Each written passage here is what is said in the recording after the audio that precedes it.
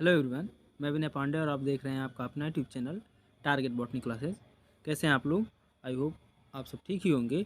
तो हम लोग पिछले 2-3 दिनों से जो है सीडीपी का टेस्ट लगा रहे हैं। तो हम लोग कुछ सीडीपी के प्रैक्टिस सेट लगा चुके हैं और उसके आगे अब हम लोग कंटिन्यू करने वाले हैं। ओके, तो अगला क्वेश्चन है, क्वेश्चन नंबर 150 है। चलिए आइए स्टार्ट करते हैं। देखिए,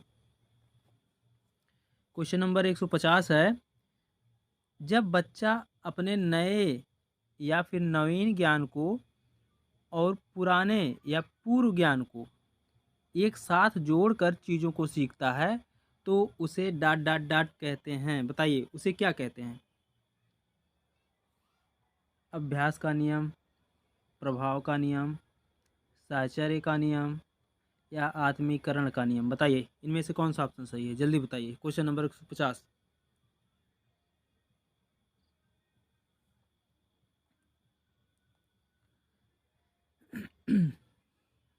ऑप्शन नंबर 4 सही है, आत्मीकरण का नियम। ओके, जब बच्चा अपने नए नए ज्ञान और पुराने ज्ञान को दोनों को एक साथ जोड़कर चीज़ों को सीखता है तो उसे आत्मीकरण का नियम कहते हैं। ओके, उसके बाद फिर अगला क्वेश्चन देखिए,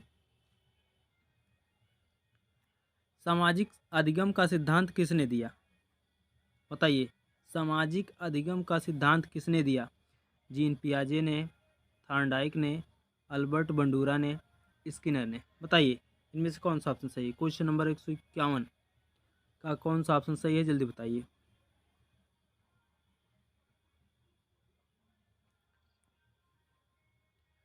ऑप्शन नंबर 3 सही है, अल्बर्ट बंडूरा। ठीक, सामाजिक अधिगम का सिद्धांत किसने दिया? अल्बर्ट बंडूरा ने दिया। ओके, अल्बर्ट बंडूरा जो थे वे कनाडा के निवासी एक प्रभावशाली सामाजिक संज्ञानात्मक मनोवैज्ञानिक थे। ओके, उसके बाद फिर अगला क्वेश्चन देखिए,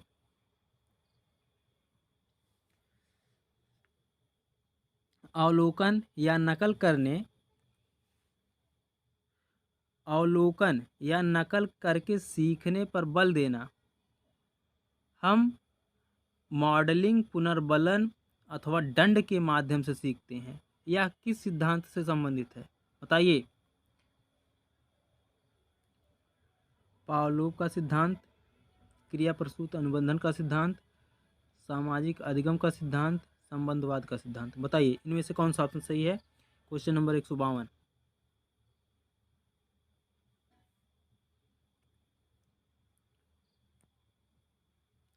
सामाजिक अधिगम का सिद्धांत। ओके, अवलोकन, नकल करके सीखने पर बल देना हम मॉडलिंग, पुनर्बलन अथवा दंड के माध्यम से सीखते हैं। यह सिद्धांत जो है सामाजिक अधिगम का सिद्धांत से संबंधित है। ओके, अगर सामाजिक अधिगम का सिद्धांत जो है इससे रिलेटेड हो,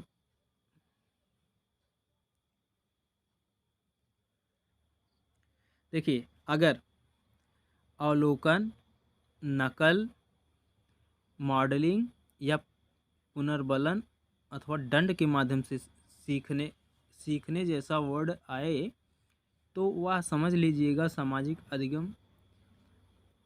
अधिगम का सिद्धांत से संबंधित वर्ड है। ठीक,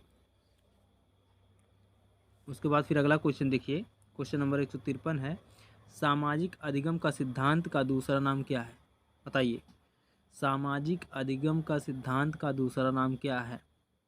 अवलोकन का सिद्धांत, अप्रत्यक्षात्मक या प्रेरणात्मक का सिद्धांत, निर्देशात्मक या अनुकरण का सिद्धांत, ये सभी? बताइए इनमें से कौन सा ऑप्शन सही है।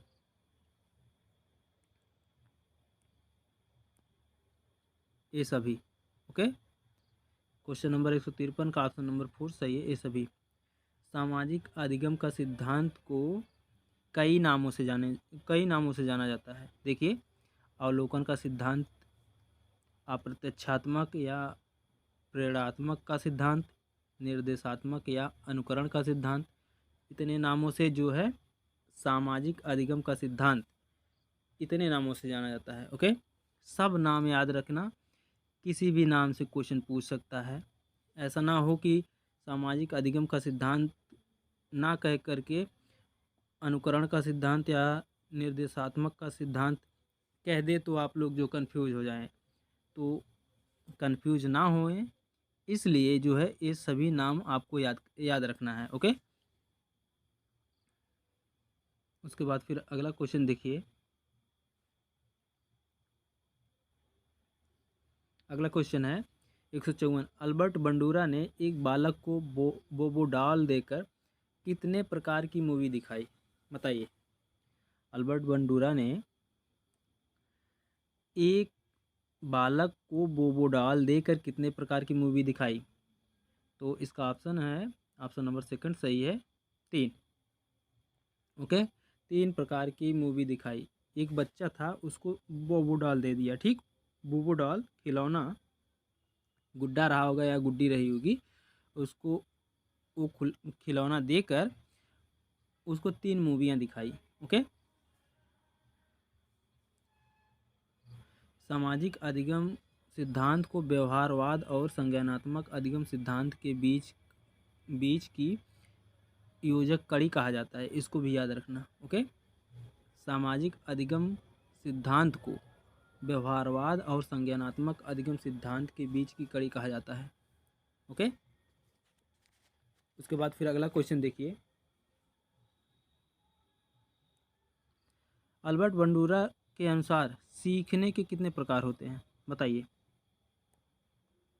3, 5, 7, 4। बताइए इनमें से कौन सा ऑप्शन सही है? Question number 155। अल्बर्ट बंडूरा के अनुसार सीखने के कितने प्रकार होते हैं? तो ऑप्शन नंबर थर्ड सही है, 4, ठीक। अल्बर्ट बंडूरा के अनुसार सीखने के 4 प्रकार होते हैं। ओके,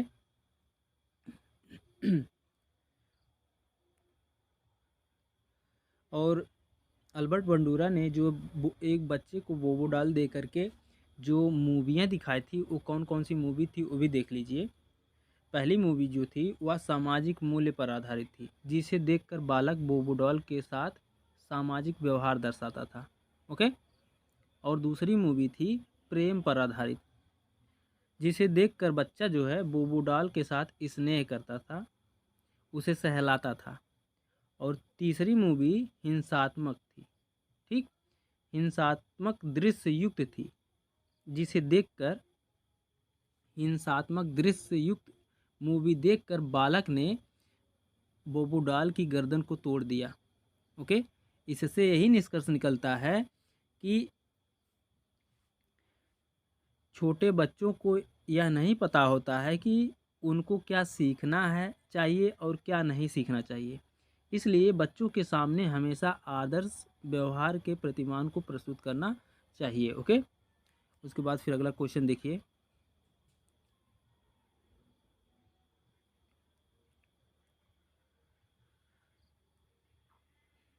अल्बर्ट बंडूरा, ये तो हो गया। Question number 156। किस सिद्धांत को व्यवहारवाद और संज्ञानात्मक अधिगम सिद्धांतों के बीच की कड़ी कहा जाता है? बताइए, अभी जस्ट बताया हमने, वही क्वेश्चन भी आ गया। बताइए। सामाजिक अधिगम का सिद्धांत, उद्दीपक अनुक्रिया अनुबंधन का सिद्धांत, संयोजनवाद का सिद्धांत, फर्स्ट सेकंड दोनों। बताइए इनमें से कौन सा ऑप्शन सही है? क्वेश्चन नंबर 156 का ऑप्शन नंबर कौन सा सही है, जल्दी बताइए।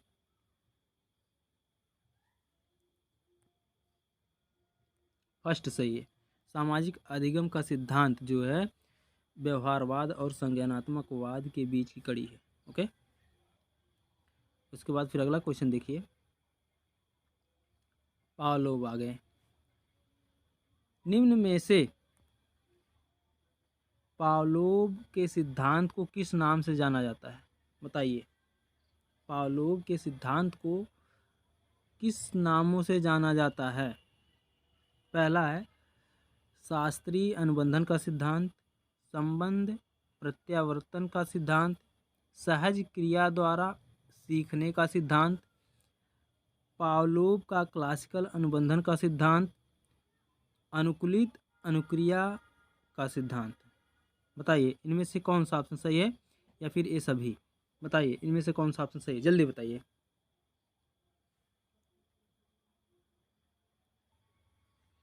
यह क्वेश्चन बहुत ही इम्पॉर्टेंट है, इसको आप लोग अच्छे से माइंड में सेट कर लीजिएगा, क्योंकि देखिए, बताइए इनमें से कौन सा ऑप्शन सही है, जल्दी बताइए। तो ऑप्शन नंबर 4 सही है, ये सभी, ठीक। अब अब इसको आप ध्यान में रखना, इसको कभी भूलना मत, क्योंकि देखिए, पावलोव के सिद्धांत को कितने नामों से जाना जाता है? शास्त्रीय अनुबंधन का सिद्धांत, एक। संबंध प्रत्यावर्तन का सिद्धांत, दो। सहज क्रिया द्वारा सीखने का सिद्धांत, तीन। पावलोव का क्लासिकल अनुबंधन का सिद्धांत, चार। अनु अनुकूलित अनुक्रिया का सिद्धांत, पाँच। पावलोव के सिद्धांत को 5 नामों से जाना जाता है, और एग्ज़ाम में क्वेश्चन किसी भी नाम से पूछ सकता है, ज़रूरी नहीं है कि पावलोव के सिद्धांत के नाम से ही पूछे। तो ये ऑप्शन जो है बहुत ही इम्पोर्टेंट है, इसको नोट डाउन कर लीजिएगा, इसे याद कर लीजिएगा कि पावलोव के सिद्धांत को किन किन नामों से जाना जाता है। ओके, उसके बाद फिर अगला क्वेश्चन देखते हैं। देखिए क्वेश्चन नंबर 158। कोई प्राणी जब किसी उद्दीपक के संपर्क में होता है अथवा उससे प्रेरित होता है, तो उसके शरीर के संबंधित अंग स्वाभाविक रूप से अनुकूल क्रिया करते हैं। यह कथन किसका है? बताइए। क्वेश्चन नंबर 158 का कौन सा ऑप्शन सही है, जल्दी बताइए।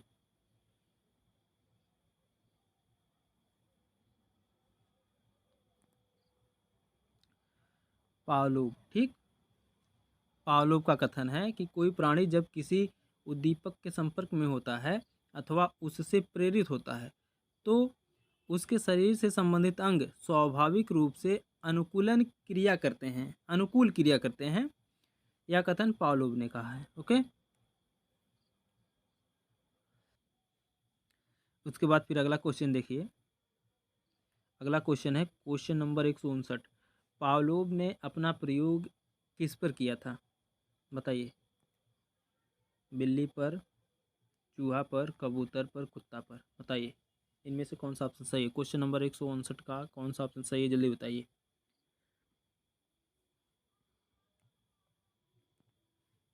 कुत्ते पर, ठीक।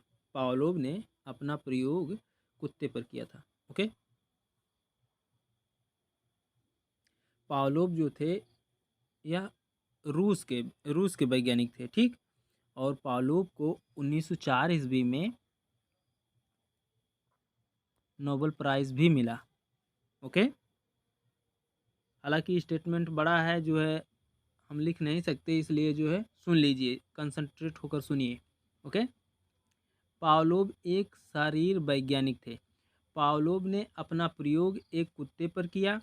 उसने कुत्ते को पिंजरे में रख दिया, जो कि कुत्ता भूखा था। अब भूखे कुत्ते को खाना दिया। खाना देखते ही कुत्ते के मुख से लार निकलना शुरू हो गया। अब पावलोव जब कुत्ते को खाना देते थे, तो खाना देने से पहले वह घंटी बजा देता था, ठीक। कौन? पावलोव जो थे, वह कुत्ते को खाना देने से पहले घंटी बजा देते थे। ये प्रक्रिया कुछ दिन चला और फिर कुत्ते को लगने लगा कि जब घंटी बजेगी तभी भोजन मिलेगा। तो जब घंटी बजती तो कुत्ते के मुख से लार टपकना शुरू हो जाता। अब उत्तेजना बढ़ाने अब जो है उत्तेजना बढ़ाने का काम घंटी कर रही थी। ओके, इस प्रकार कुत्ता घंटी के साथ संबंध स्थापित कर लेता है। ओके, अब उसके बाद फिर अगला क्वेश्चन देखिए। इनमें से स्किनर का सिद्धांत कौन सा है? बताइए। स्किनर का सक्रिय अनुबंधन का सिद्धांत, या क्रिया प्रसूत अनुबंधन का सिद्धांत, शास्त्रीय अनुबंधन का सिद्धांत, या फर्स्ट सेकंड दोनों? बताइए इनमें से कौन सा ऑप्शन सही है, जल्दी बताइए। Question number 160। क्वेश्चन नंबर 160 का कौन सा ऑप्शन सही है, बताइए।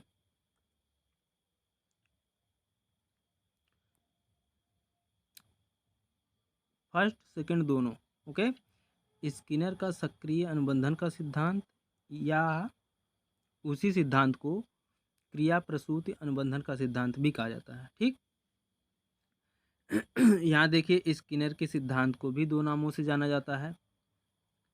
इस स्किनर का सक्रिय अनुबंधन का सिद्धांत, क्रिया प्रसूत अनुबंधन का सिद्धांत। ओके, तो इसको भी याद रखिएगा।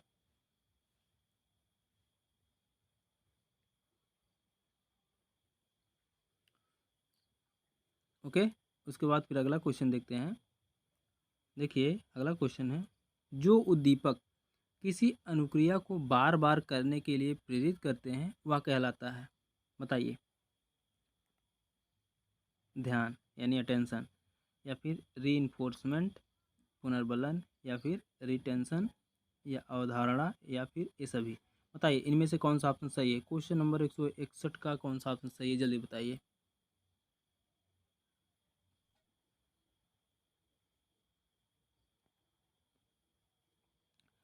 पुनर्बलन। ओके, 161 क्वेश्चन का ऑप्शन नंबर सेकंड सही है, पुनर्बलन। उसके बाद फिर अगला क्वेश्चन है, पुनर्बलन यानी रीइंफोर्समेंट कितने प्रकार के होते हैं। बताइए।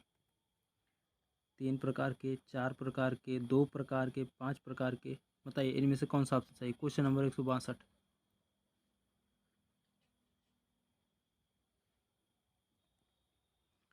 रीइंफोर्समेंट 2 प्रकार के होते हैं। ओके, सकारात्मक रीइंफोर्समेंट, नकारात्मक रीइंफोर्समेंट। ओके, मुख्य रूप से 2 प्रकार के होते हैं, वैसे तो इसमें बहुत सारे प्रकार हैं, शाब्दिक है, अशाब्दिक है। उसके बाद फिर अगला क्वेश्चन देखिए, स्किनर बॉक्स। लेकिन मुख्य रूप से अगर पूछा जाए कि पुनर्बलन कितने प्रकार के होते हैं, तो मुख्य रूप से 2 प्रकार के होते हैं, सकारात्मक, नकारात्मक। ओके, यह आप लोग याद रखना। स्किनर बॉक्स में स्किनर ने किसका प्रयोग किया था। बताइए। स्किनर बॉक्स में स्किनर ने किसका प्रयोग किया था। कबूतर का, सफ़ेद चूहे का, खरगोश का, बिल्ली का। बताइए इनमें से कौन सा ऑप्शन सही। Question number 163।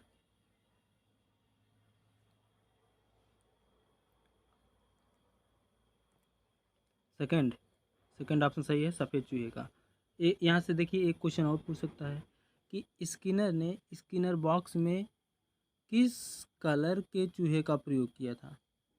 सफ़ेद चूहा। ठीक, चूहे भी कई प्रकार के होते हैं ना, ये भी आप लोग याद रखना कि स्किनर ने सफ़ेद चूहे पर प्रयोग किया था।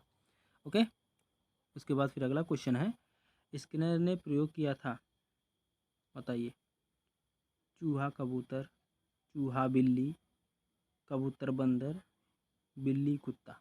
बताइए इनमें से कौन सा ऑप्शन सही है। Question number 164।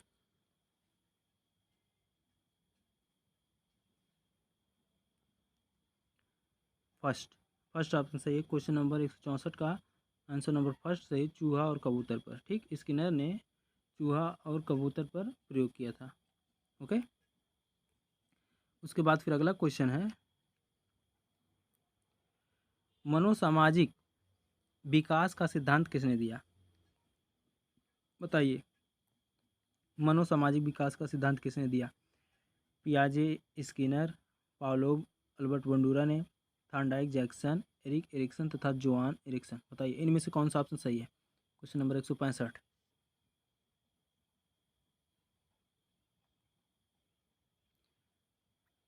फोर्थ सही है, एरिक एरिक्सन तथा जोआन एरिक्सन ने। ठीक, मनोसामाजिक विकास का सिद्धांत एरिक एरिक्सन तथा जोआन एरिक्सन ने दिया। ओके, उसके बाद फिर अगला क्वेश्चन देखिए, समस्या कोई संकट नहीं होती बल्कि संवेदनशील और सामर्थ्य को बढ़ाने वाला महत्वपूर्ण बिंदु है। यह कथन किसने कहा।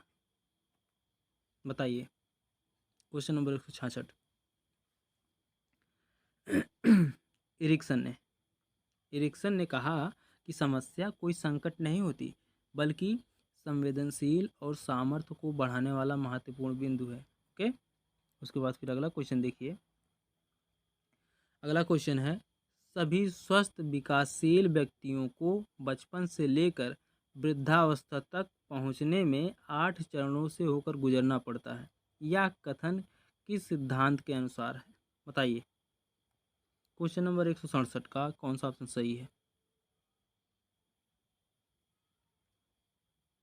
मनोसामाजिक सिद्धांत। ओके।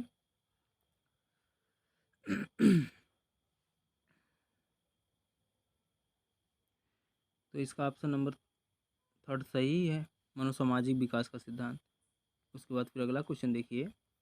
अगला क्वेश्चन है 168 डॉट डॉट डॉट वह मानसिक क्रिया या प्रक्रिया है जिसमें जिसके द्वारा ज्ञान अर्जन होता है, जिसमें ज्ञान या जानकारी प्रत्यक्षीकरण अंतःप्रज्ञा और तर्क सम्मिलित होते हैं। बताइए इनमें से कौन सा ऑप्शन सही है? Question number 168। संज्ञान। ओके।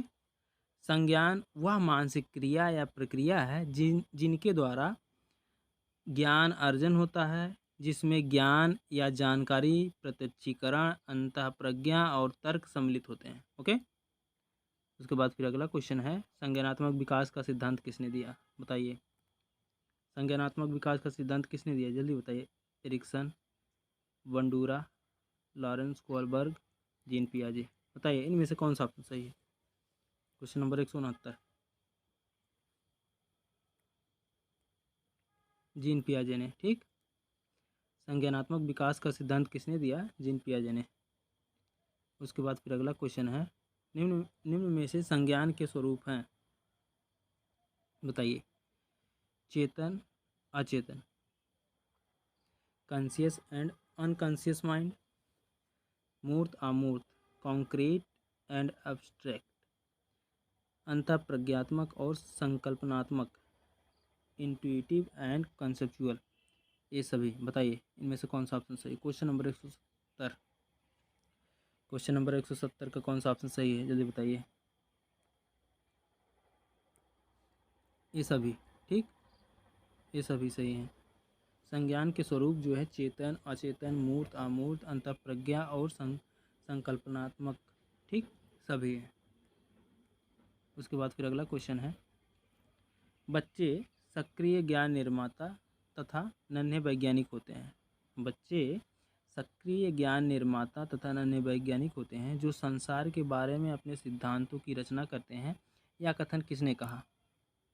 जीन पियाजे ने, एरिक एरिक्सन ने, स्किनर ने, थॉर्नडाइक ने। बताइए इनमें से कौन सा ऑप्शन सही है? Question number 171। क्वेश्चन नंबर 171 का ऑप्शन नंबर फर्स्ट सही, जीन पियाजे ने। ठीक।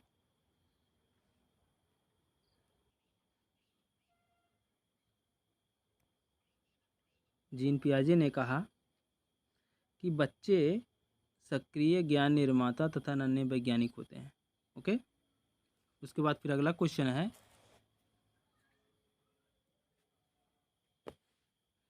Question number 172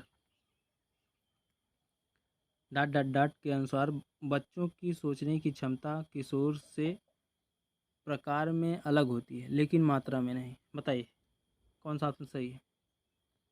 question number 172।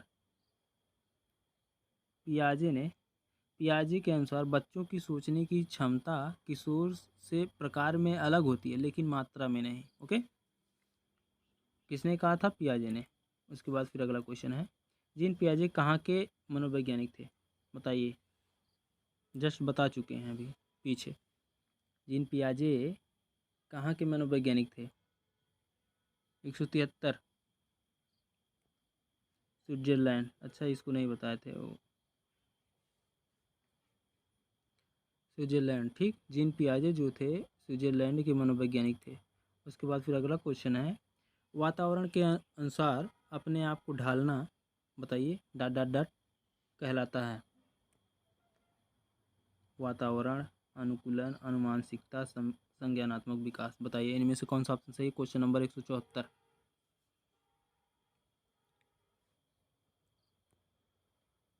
अनुकूलन। ठीक। वातावरण के अनुसार अपने आप को ढालना अनुकरण अनुकरण बोल रहे हैं, अनुकूलन कहलाता है। ओके।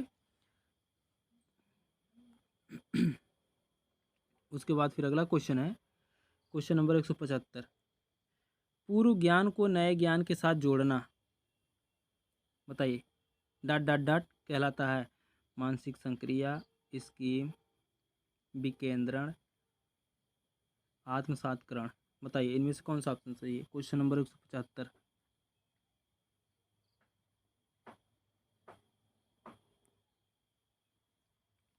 आत्मसात्करण, ठीक, पूर्व ज्ञान को नए ज्ञान के साथ जोड़ना आत्मसात्करण या एसिमिलेशन कहलाता है, ठीक। उसके बाद फिर अगला क्वेश्चन है 176। पूर्व ज्ञान में परिवर्तन करके वातावरण के साथ तालमेल बिठाना क्या डॉट डॉट डॉट कहलाता है। समायोजन। एक मिनट, कॉपी हो जा रहा है। पेन लगातार ज़्यादा देर तक टच रह जाती है तो कॉपी होने लगता है स्टेटमेंट। ओके, तो देखिए ये तो हो गया। पूर्व ज्ञान में परिवर्तन करके वातावरण के साथ तालमेल बिठाना, नहीं अच्छा नहीं हुआ है। क्या कहलाता है। समायोजन, संरक्षण, इक्विलिब्रियम यानी अनुकूलन, संतुलन, सॉरी हम भी क्या क्या बोल देते हैं, और अनुकूलन, अडॉप्टेशन। समायोजन को अंग्रेजी में कहते हैं एकोमोडेशन, संरक्षण को कहते हैं कंजर्वेशन, और संतुलन को कहते हैं इक्विलिब्रिएशन, और अनुकूलन को कहते हैं एडॉप्टेशन। बताइए इनमें से कौन सा ऑप्शन सही है। Question number 176।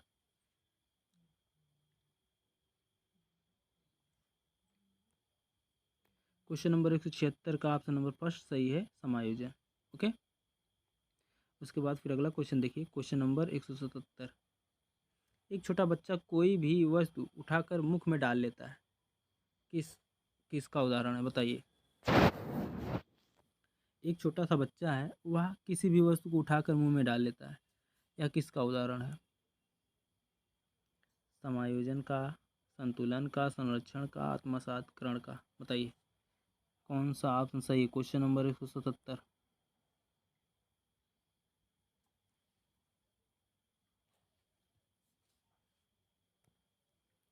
आत्मसात्करण का। ओके, जब एक बच्चा कोई भी वस्तु उठाकर मुंह में डाल लेता है तो यह उदाहरण जो है आत्मसात्करण का उदाहरण है। ओके, उसके बाद फिर अगला क्वेश्चन देखिए।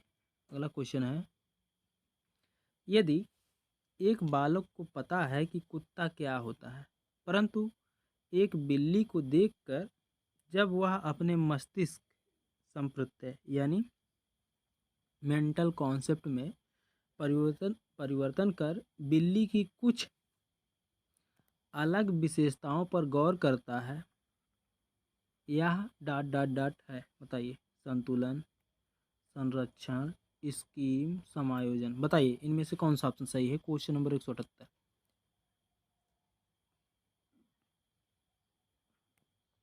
क्वेश्चन नंबर 178 का ऑप्शन नंबर 4 सही है, समायोजन। ओके, उसके बाद फिर अगला क्वेश्चन है, अगर किसी वस्तु के साइज या शेप में चेंज कर दे तो उसकी मात्रा पर कोई प्रभाव नहीं पड़ता, लेकिन बच्चा इसको समझ नहीं पाता है, यह संबंधित है मानसिक संक्रिया, संरक्षण, स्कीम, इनमें से कोई नहीं, बताइए कौन सा ऑप्शन सही है।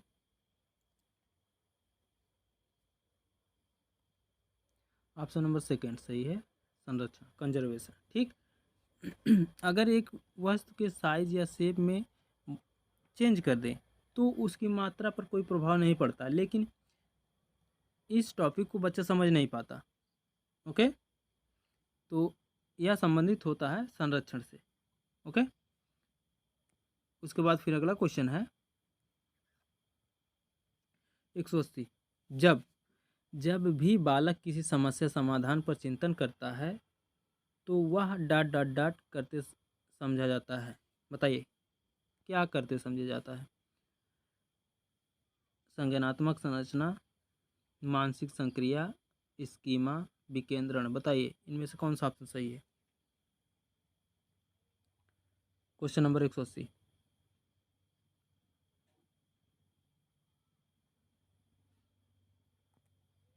मानसिक संक्रिया। ओके, जब जब भी बच्चा किसी समस्या समाधान पर चिंतन करता है तो वह मानसिक संक्रिया करते समझा जाता है। ओके, उसके बाद फिर अगला क्वेश्चन है क्वेश्चन नंबर 181, एक बालक स्कूल जाने के लिए जब अपना किताब, कॉपी, वर्ग रूटीन के अनुसार होता है, स्कूल ड्रेस पहनना, जूता पहनना तथा व्यवहार के सभी संगठित pattern co dot dot dot कहा जाता है। बताइए।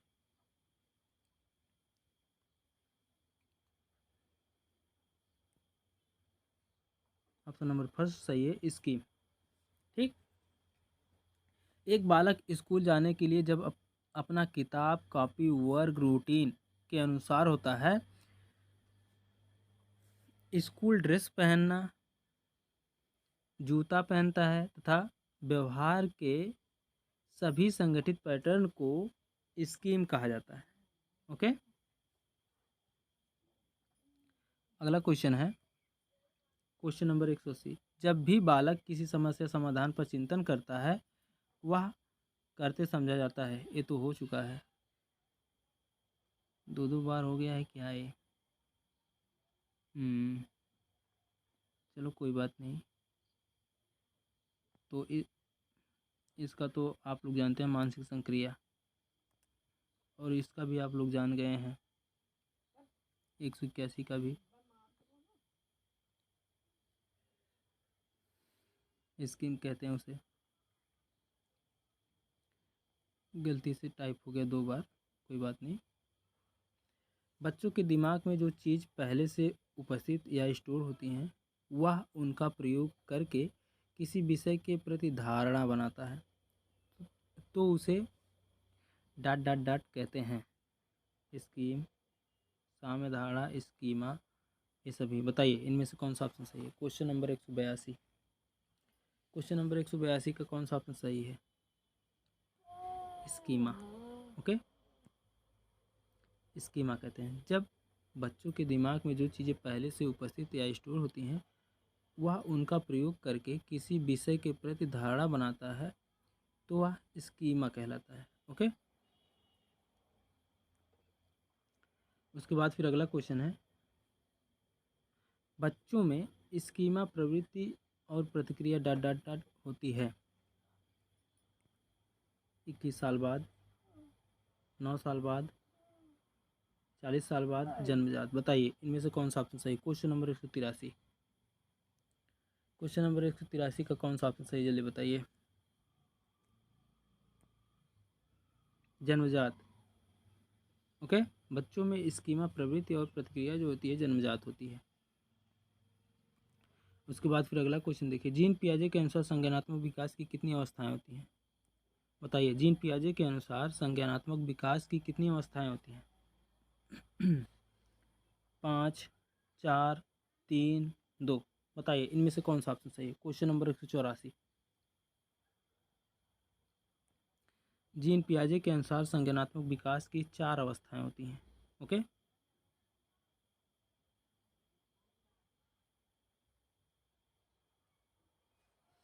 उसके बाद फिर अगला क्वेश्चन है क्वेश्चन नंबर 185, जब बच्चा ज्ञानेंद्रियों के माध्यम से सीखता है, तो वह कौन सी अवस्था होती है? बताइए। जब बच्चा ज्ञानेंद्रियों के माध्यम से सीखता है, तो वह कौन सी अवस्था होती है? संवेदी पेशी अवस्था, पूर्व संक्रियात्मक अवस्था, या सेंसरी मोटर स्टेज, या प्री ऑपरेशनल स्टेज, ठोस संक्रिय अवस्था, या मूर्त संक्रियात्मक अवस्था, जिसे अंग्रेजी में कहते हैं कॉन्क्रीट ऑपरेशनल स्टेज। और चौथा है औपचारिक संक्रियात्मक अवस्था, फॉर्मल ऑपरेशन स्टेज। बताइए इनमें से कौन सा ऑप्शन सही है? Question number 185।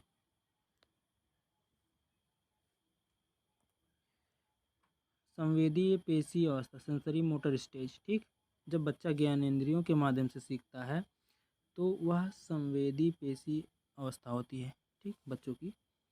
उसके बाद फिर अगला क्वेश्चन देखिए, एक बच्चा उसके सामने आने वाली चीज़ों को वह देख सकता है, समझ सकता है, लेकिन कोई क्रिया नहीं कर सकता। यह अवस्था संबंधित है। बताइए कौन सा ऑप्शन सही है? Question number 186। प्राक संक्रियात्मक अवस्था। ओके। प्राक संक्रियात्मक अवस्था। एक बच्चा उसके सामने आने वाली चीज़ों को वह देख सकता है, समझ सकता है, लेकिन कोई क्रिया नहीं कर सकता। यह अवस्था प्राक संक्रियात्मक अवस्था कहलाती है। ठीक, प्राक संक्रियात्मक अवस्था से संबंधित होती है। उसके बाद फिर अगला क्वेश्चन है, जब बालक यह समझने लगता है कि वस्तु, शब्द, प्रतिमा तथा चिंतन किसी चीज़ के लिए किया जाता है, तो वह डाट डाट डाट अवस्था से संबंधित है। बताइए कौन सी अवस्था से संबंधित है। 187, क्वेश्चन नंबर 187 का कौन सा ऑप्शन सही है, जल्दी बताइए। प्राक संक्रियात्मक अवस्था। ओके,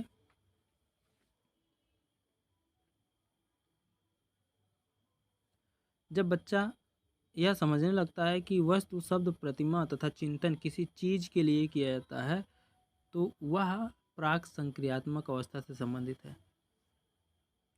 उसके बाद फिर अगला क्वेश्चन देखिए, जीन पियाजे ने कितने प्रकार की सूचकता पर बल दिया है। बताइए 1, 2, 4, 3, बताइए इनमें से कौन सा ऑप्शन सही। क्वेश्चन नंबर 188, जीन पियाजे ने 2 प्रकार की सूचकता पर बल दिया है। ओके, उसके बाद फिर अगला क्वेश्चन है क्वेश्चन नंबर 189,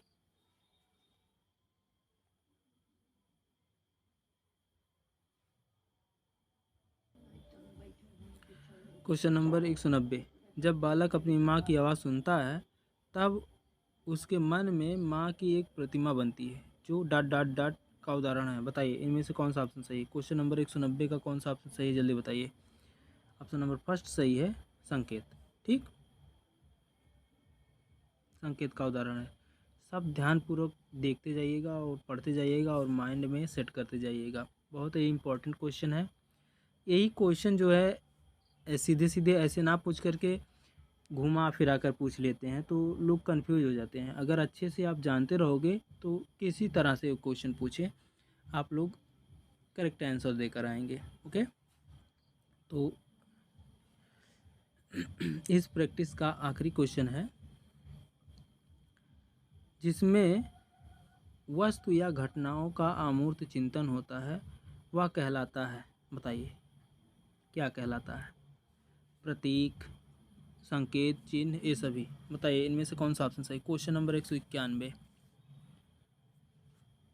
क्वेश्चन नंबर 191 का ऑप्शन नंबर सेकंड सही है, संकेत।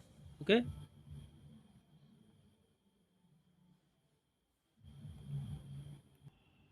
नहीं सॉरी, क्वेश्चन नंबर 191 का जो है तीसरा सही है, चिन्ह। ओके, मिस्टेक हो गया थोड़ा सा। जिसमें वस्तु या घटनाओं का अमूर्त चिंतन होता है, कहलाता है चिन्ह। ओके, वीडियो कैसी लगी कमेंट करके ज़रूर बताइएगा, और आप लोग मन लगाकर पढ़ाई कीजिए। इस बार सीटेट को फोड़ कर आना है। ओके, मिलते हैं नेक्स्ट वीडियो में, तब तक के लिए जय हिंद, जय भारत, वंदे मातरम।